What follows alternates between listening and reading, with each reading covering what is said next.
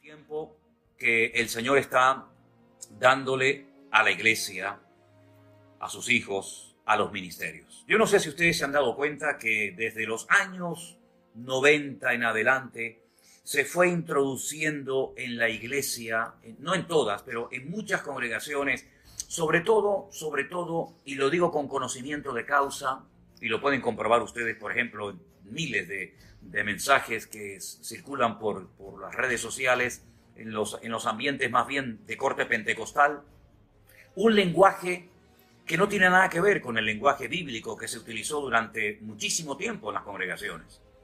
Se comenzaron a emplear palabras como activar la fe,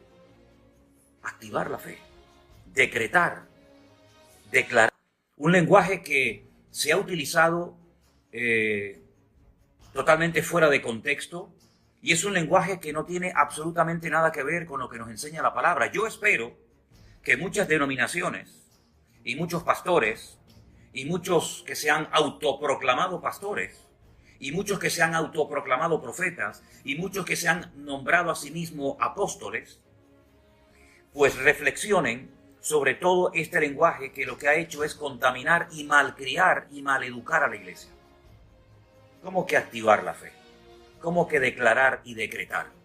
Hay por ahí ministerios que creen que tienen todo el control de todas las fuerzas de la naturaleza y casi controlan hasta a Dios mismo, decretando y declarando, creyéndose más fuertes y más sabios y más poderosos que Dios, creyendo que pueden tener el control sobre la lluvia, sobre las tormentas, sobre los huracanes y ahora también sobre el famoso coronavirus. Mucho humo se ha predicado en las iglesias últimamente. Mucho ruido y pocas nueces. Decimos en Canarias, los de aquí, los de Canarias. Mucho ruido y pocas nueces. ¿Cuántas barbaridades se han predicado? ¿Cuántas iglesias han convertido en auténticos circos? Donde la gente va a revolcarse, a reír como locos, a revolcarse por el suelo haciendo todo tipo de movimientos, imitando incluso hasta sonidos de animal. Y a eso lo han llamado avivamiento. A eso lo han llamado el gran mover de Dios. Permítame decirles que hace años atrás me invitaron una vez a predicar a una iglesia y estaba cantando una canción antes de comenzar a predicar. Comenzaron a pasar gente adelante revolcándose en el suelo, haciendo todo tipo de alaridos y manifestaciones extrañas. Y yo me quedé mirando al pastor como diciéndole, ¿esto qué es? Yo pensaba que él iba a intervenir y decir, relájense, tranquilícense, esto es un desorden, esto no tiene nada que ver con el poder del Espíritu Santo, esto no es una manifestación de Dios, nada más lejos de la realidad, pero sin embargo me hacía señales como diciendo que siguiera cantando. Y al final cuando le pregunté me dice, no, hoy se movió mucho el Espíritu Santo, hoy se movió mucho el poder de Dios en la iglesia. Qué tristeza tan grande que hay incluso pastores que confunden el emocionalismo, la histeria colectiva con el mover de Dios. Tan bajo ha llegado la iglesia, tan bajo y pésimo es el nivel espiritual de muchos líderes, de personas que hoy en día se llaman cristianos, pastores, apóstoles, profetas, que confunden el emocionalismo, la histeria con el poder de Dios. Tremendo, tremendo. El positivismo, no hay que hablar negativamente, no hay que decir que me duele la cabeza, no hay que decir que estoy pasando una prueba, no hay que decir nada malo, porque, por favor, yo creo que al mismísimo apóstol Pablo le cerrarían las puertas en muchas de esas congregaciones. Porque Pablo, cuando no era azotado, era encarcelado. Cuando no estaba como náufrago flotando en alta mar, estaba recibiendo todo tipo de insultos y de vejaciones y de menosprecio. Cuando no era perseguido, era torturado. Yo creo que a muchas congregaciones y ministerios le cerrarían las iglesias al mismísimo apóstol Pablo, un grandísimo hombre de Dios, que él pone una lista en una de sus epístolas a los Corintios, de todos los sufrimientos, de todos los padecimientos que ha tenido que experimentar por la causa de Cristo, por la causa del Evangelio. Parece como que es una vergüenza tener algún tipo de persecución o de problema por la causa del Evangelio. Más bien todo lo contrario, es un honor sufrir por la causa. Déjenme que les diga algo. Y ustedes saben que yo soy muy claro y muy directo. Si alguna persona ve en su congregación que se están predicando cosas que no tienen nada que ver con la Biblia, que atentan contra la sana doctrina, si alguno de los que me está viendo y escuchando en esta noche, o en esta tarde o en esta mañana, depende del país en el que me estén viendo, sabe perfectamente con la palabra de Dios en la mano que se están haciendo, que se están diciendo barbaridades que no tienen nada que ver con el Evangelio, si usted permanece en ese lugar, usted se hace copartícipe de ese desorden. Si usted lo cuestiona, si usted lo critica, si usted sabe que se están haciendo las cosas mal, ¿para qué sigue ahí? ¿Para qué sigue ahí? ¿Qué está haciendo ahí? ¿Se acuerdan cuando el apóstol Pablo dice en el libro de los Hechos que guardaba la ropa de los que estaban apedreando a Esteban?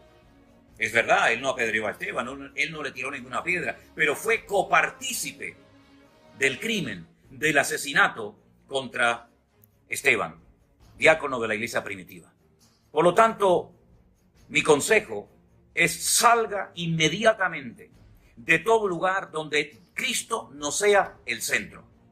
Salga de cualquier lugar donde la palabra de Dios ha sido desplazada por el hombre, por la música o por cualquier otro mover. Porque en la iglesia a quien tenemos que levantar en alto y glorificar y exaltar es a nuestro Señor Jesucristo. No me extraña que el Señor haya dicho basta, basta de tanto apostolado falso, basta de tanta profecía falsa, basta de tanto lenguaje de psicología barata, basta de tanto desorden, de tanto circo en la casa de Dios. ¿Qué hizo el Señor Jesucristo cuando entró al templo de Jerusalén? ¿Qué hizo? Lo tuvo que limpiar. Volcó las mesas de los cambistas, echó fuera toda la basura que los líderes religiosos de la época, con Anás y Caifás, que eran yerno y suegro a la cabeza, habían consentido en la casa de Dios. ¿Y qué dijo el Señor? Mi casa, que tenía que haber sido para todas las naciones una casa de oración, vosotros la habéis convertido en una cueva de ladrones. En una cueva de ladrones. Y todo eso lo consentió el liderazgo de la época. Que Dios nos libre de hacer de nuestras congregaciones cuevas de ladrones. Y permítame que les diga algo, Los responsables delante de Dios de las congregaciones no son las ovejas, son los pastores.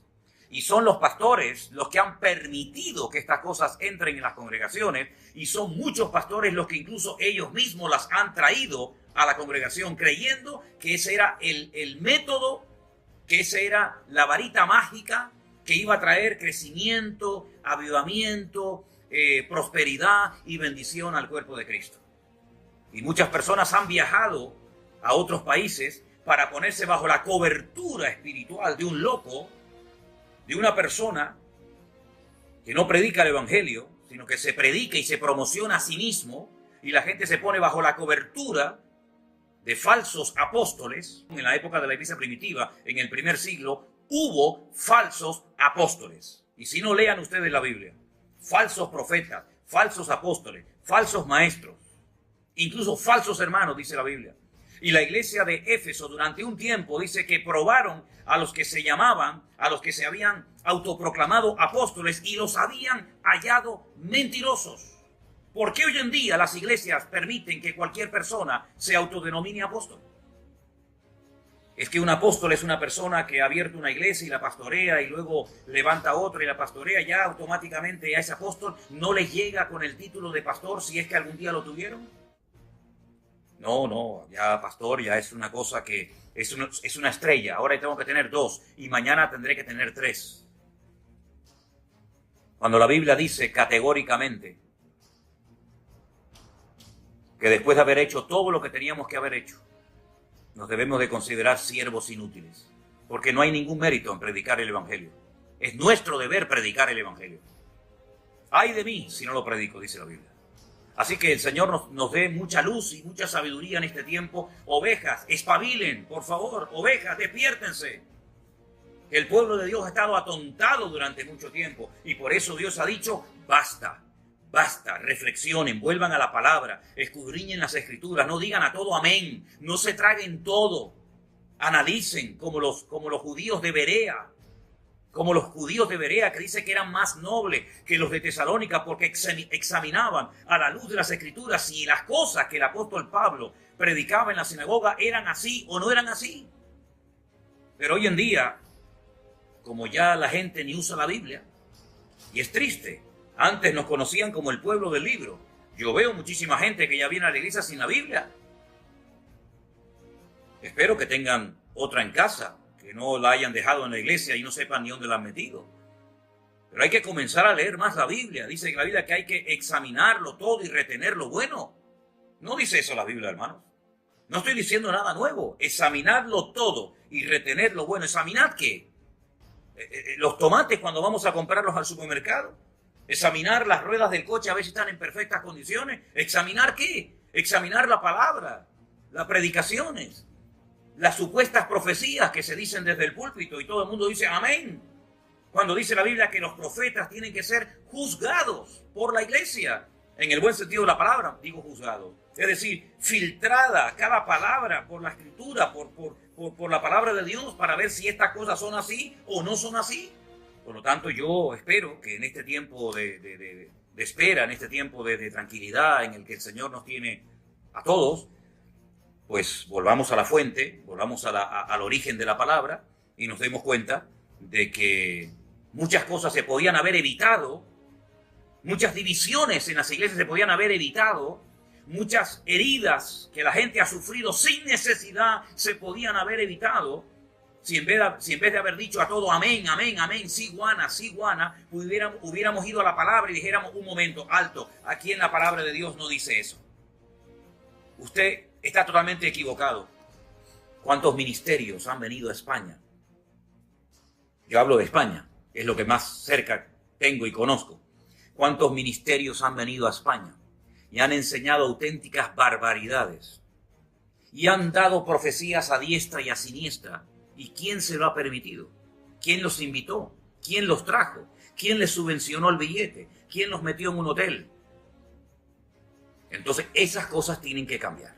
Lo que no podemos hacer es traer a España o a nuestras congregaciones, a nuestros países, ministerios que lo único que quieren es vivir del cuento, vivir como reyes, con el cuento y con la cosa de que son famosos predicadores, apóstoles y profetas, y lo que hacen es muchas veces hacer es daño y enseñar cosas que no están en la palabra de Dios. Dejemos de imitar al ministerio de aquí, al ministerio de allá, cómo ora, cómo reprende, cómo canta, cómo se mueve. Por favor, que cada uno se mueva según la gracia que Dios le ha dado. ¿No es eso lo que dice la Biblia? ¿No es eso lo que dice la Biblia? ¿Que tenemos que movernos según la gracia y el don que Dios nos ha dado? No tenemos que imitar a nadie. Empecemos a mirar a Dios. Empecemos a mirar al Señor. Dejemos de imitar lo que hacen los demás. A donde tenemos que ir todos es a meternos en Dios. Más comunión con Él. Más conocimiento de su palabra, más santidad, más orden, más obediencia, más fidelidad a Dios. A eso es lo que tenemos que seguir, a eso es lo que tenemos que obedecer, queridos hermanos. Una vez oí un refrán a alguien que dijo, Satanás se mueve en el terreno de la ignorancia. Y es verdad, Satanás se mueve en el terreno de la ignorancia. Cuanto más ignorante sea un pueblo acerca de la palabra de Dios, más fácilmente le resultará ser engañado o manipulado por la persona que está al frente predicando supuestamente la palabra. Pues Dios ha dicho, pueblo mío, basta. Tiempo en tus aposentos, reflexiona y medita y vuelve a las sendas antiguas, porque algo tiene que cambiar radicalmente una vez que volvamos otra vez a congregarnos en nuestras iglesias.